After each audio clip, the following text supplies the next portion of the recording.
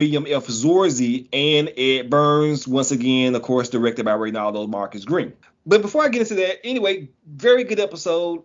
Don't really have a problem with anything. I think, like Devin was saying, you kind of tune out when it's not Wayne Jenkins and John Barenthal. I do think that the Cole stuff is dragging. Maybe there's gonna be some kind of revelation with how that plays out. But yeah, overall, pretty good, really good episode. Juwan's right. Like, if John Bernthal's not on the screen, I'm just like, well, whatever. Like, because usually, like, Oh, sorry, go ahead. no, it's just that's fine. Like, I want to see him at the strip club hitting on black strippers, or And not little women. realizing how do you not know how to pronounce Patron? The fuck is this bougie ass bottle, man? The fuck is Pat Ron anyway?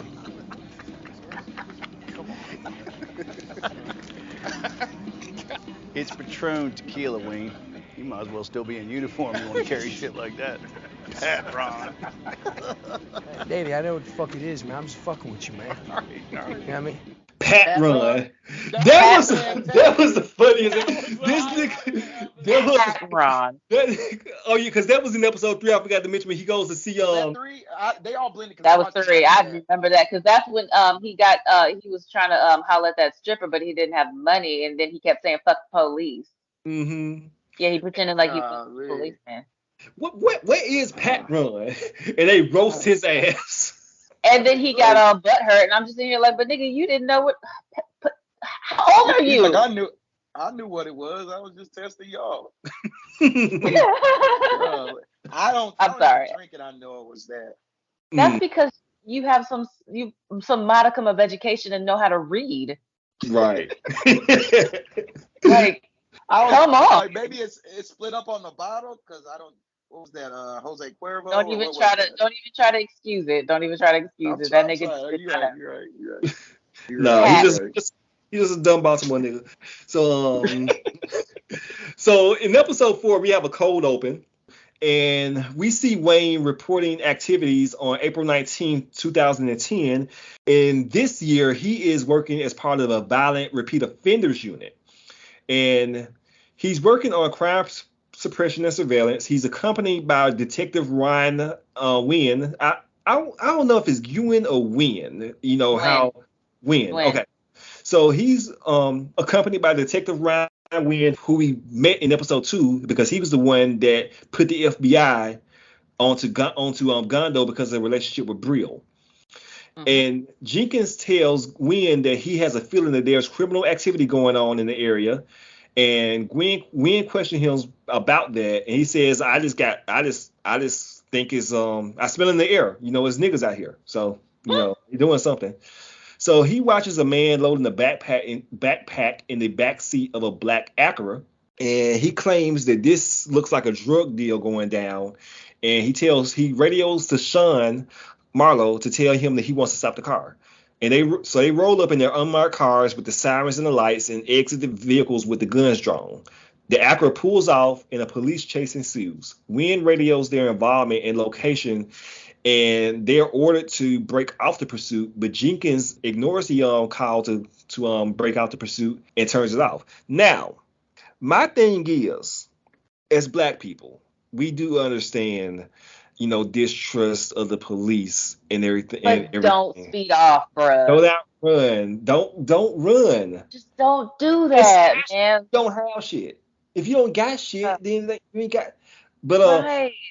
However, I have heard that sometimes this is how niggas be getting robbed by. Yeah. So it's kind of hard. And these niggas do rob, like they rob. So I mean, I get it, but it's just kind of like, come on, man, please. Right. So Jenkins is in close pursuit, and the Acura collides with another car as it passes through an intersection. The detectives apprehend the driver and passenger. Jenkins asks why they fled. They claim that they didn't know they were police. And I don't know if I believe that or not, but Jenkins doesn't believe in them. You saw my masquerade lights? Whatever. You said, and saying that they didn't see the lights. And Jenkins goes to check on the accident victim and finds a crying elderly woman and her unresponsive husband, who was later pronounced DOA. Yeah. That hurt me. I was hurt. You're right. Yeah, I was sad about that. Right, that's fucked up. You just go into church one day and then just like that. That's fucked up. That's Did I'm y'all make a afraid. bullet? I'm like, where the fuck he get shot from? Because it's just like it was a bullet hole at first. It did. No, I think it's just just hit his I head. know what you're talking. I think it was just like the airbags. Maybe I don't think the airbags deployed. I think it just hit his head on the steering wheel. And, he's old, and he was Probably. old. Yeah. Right. So Wynn searches the backpack in the car, but they can't find anything to justify doing a high speed chase because they say they don't have anything on them. And Jenkins radios for the sergeant. So we are going to the Wynn meeting. So in 2017, which is current day for this series, Wynn, who looks like Asian Drake now, with the turtleneck and the crisp haircut, he is meeting with Saraki and Special Agent Jensen in the park, and he is talking about that 2010 incident and explains that Jenkins was worried after the crash because there was insufficient justification to engage in the high-speed chase. And he states that the proper procedure would have been to use police helicopters to track a fleeing car. And we go back to the scene after the ambulance arrives and backup arrives, and Jenkins asks Sean Marlowe to search the Acura again just in case they miss anything. And Jenkins watches him as he searches, and Marlowe does find drugs that have suspiciously appeared under the driver's. Like, oh, whoa, they're under the car, under the seat. It was right here the whole time. The car like 4 times. How many times did they say they did it? 3 times, 3 or 4 times they dumped the car. And now you find the drugs under the seat. Right under the seat. And the driver immediately starts protesting and yelling that the drugs were planted because the drugs were planted. Right. So I gotta make up for this killing this old man. So I gotta do something. That's exactly what it is. And I do want to put out a very, very short scene before I get into the meat of the show. But I call this section the tainted jury because in present day, Marlowe goes to court to find out how the grand jury selection is coming along with the corruption case. And everybody was just like, I don't trust Baltimore police. Yes. Fuck them. And that was pretty much the scene. That's pretty much the scene because this is, Jamel, where we see like this show is a show that is gonna, of course, gonna show police brutalizing and arresting and harassing black people, but the judge basically says, show of hands who people in here who have been harassed, beaten, or lied on by Baltimore police, and white people, black people, Mexican people, everybody raises their hand. It was just like that scene in like who has personally been victimized by Regina George, like yes. Yeah. The Rainbow Coalition of police brutality victims in that case. So they just have basically they are equal opportunity haters, Baltimore PD is. And so, but this also does kind of harken back to Nicole Steele, aka the black lady, her conversation in episode 2 with their patrol officer about them not able to find a good jury in Baltimore. Because I think they were only able to find 7 people out of 240 something that were able to be impartial. So yeah, that's fucked up how that is. The meaty part of the episode, though, is the Ward Proffer session. I think a proffer session is where you kind of like go over the charges against you to find out whether or not you're gonna either get a deal or not, but you kind of like see how you can either adjudicate yourself. And I'm probably just totally making it up out of thin air. Marcus is probably like, this nigga don't know what the fuck he's talking about. Sorry, Marcus. Sorry, Marcus. I'm not a lawyer. I'm a banker. So, Detective Maurice Ward, who is played by Rob, you're the man now, dog, Brown. I know Devin doesn't know what that reference is. Jamel, do you know? I don't. Finding Forrester. Oh, that's him?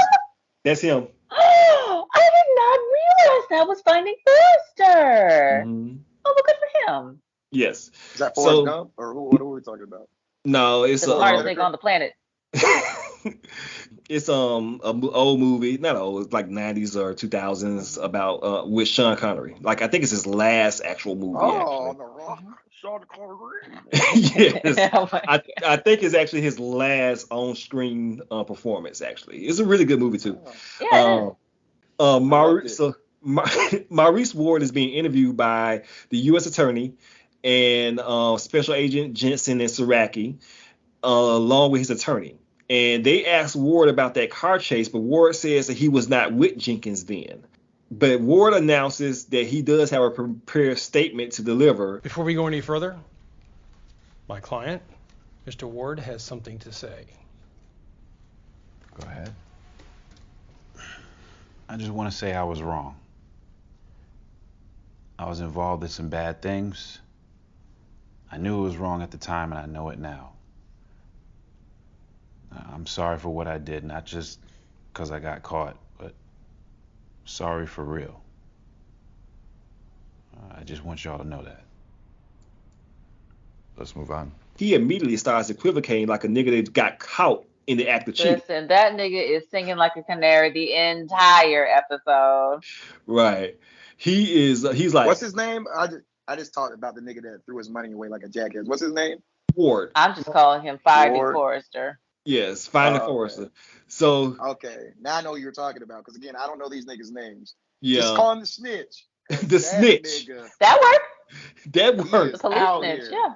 Cause and he was like, baby, I know I was wrong. I know I did wrong. I knew I was wrong at the time, and I was aware of that. But I'm really really sorry. I ain't mean to do that shit. And But I did that I'm shit. not sorry. I'm not sorry that I got caught. I'm really sorry. And Jensen, the lady FBI agent, is looking like, man, nigga, whatever. Okay. Mm-hmm. And I didn't take that much. and so they do press him to find out when did he was start working with Jenkins, and he says it was when he became a sergeant. Already Jenkins was a sergeant, and but it was when Ward says that Jenkins invited him to join the Special Enforcement Squad at that time. So this is pre-task force. And Ward says that he was excited about the prospect of joining the squad because of Jenkins' positive reputation. And Finding Forrester does recall that Marlowe, who he knew from his time working in the Western District, warned him that Jenkins was involved in some crazy activity. Yep, say get in and get out. Just learn what you can and just leave. And Marlowe warns Forrester that the department command would protect Jenkins, but target the other members of his team, which we are seeing that they did do or tried to do until he got greedy. And Ward says that he regrets not listening to Suter. And he discloses that he was aware that Jenkins was temporarily reassigned after the state's attorney's office, Marilyn Mosby, made complaints about him. Hey, well, you know what? Real quick, Jamel, have you ever been told that you look like her? Every single time. When the Freddie Gray thing came out and she was like all over the news, everybody was just like, so is that, are y'all related? And I'm just like, no. I swear to God, I thought that she was your cousin. Everybody says that. Everybody. Okay, good. I figured. Yeah, So, when Wayne Jenkins was cussing her out, I was like, excuse you.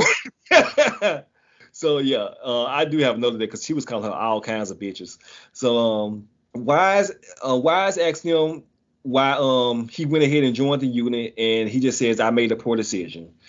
And he looks through a list that Finding Forrester has prepared. He admits that he forgot some things when compiling that list, and because there are so many incidents, there were so many things they did. There was so much shit they did wrong. Right, like you don't even have to get into all of it. Like just blanket these niggas. Like there's stick-up kids in this episode. Basically, and he just says, "Okay, we'll pick one, nigga." So he starts. He's like, one, I got tons for you.